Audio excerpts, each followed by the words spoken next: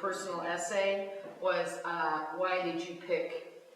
And what I wrote was, I didn't pick Latvia, Latvia picked me, because the Fulbright has, I mean, it's not just even the arts, it's science, engineering, math, law, and there was one little award for jazz vocal, and it was in Riga.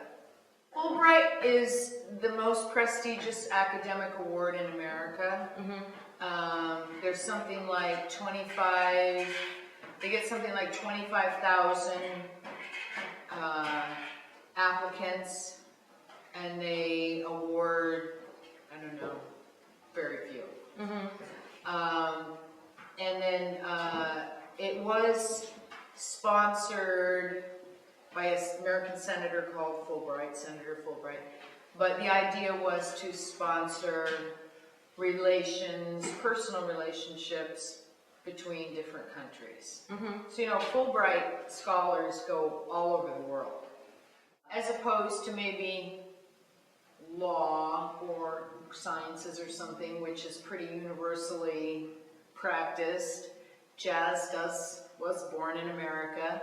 It's our only native art form, really, that and musical theater, that I think if I was someone, a jazz fan in another country, and someone came from America, a jazz musician, I'd be pretty excited about that.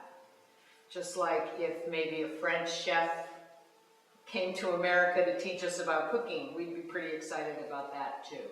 You know, because jazz was born in my country. Jazz was born in America, but it was a very long time ago, so we have jazz here now as well. I knew you were gonna go there. Yeah, what can you say about jazz in, like, in this case, in Latvia? I think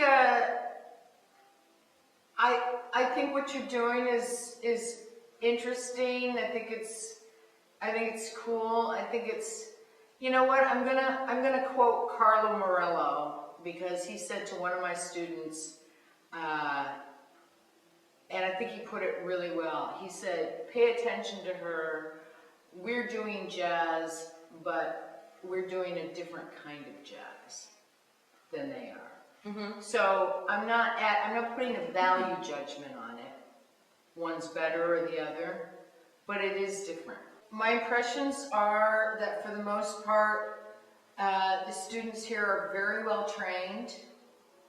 I think you guys have a great, you know, academic background. I don't mean, you know, I don't mean everybody's can sing opera, but, you know, as far as your reading and your theory and those areas, I think you guys are great at that.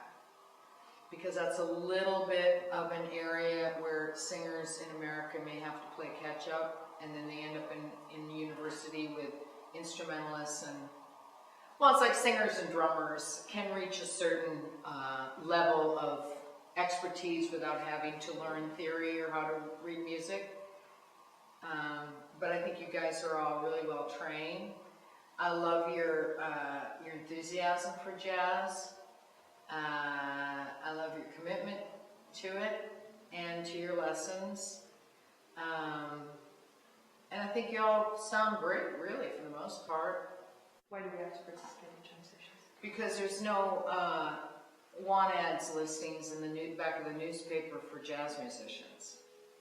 You have to go out and present your goods, your wares. So it's like advertising yourself. Yeah, it's networking, advertising, all of the above. You go out as a singer, you may want to, you know, we already talked about this earlier, singers are rarely sidemen, but you may move to a new city and need a band. Do you want to just call the union and ask for a name of a piano player, or do you want to go out and hear some piano players and maybe sing with them and see if you guys have any kind of rapport? Okay. It's networking. That's how we meet each other and get to know each other, decide if we're compatible. Okay, that's it. Good. Short one. Thank you.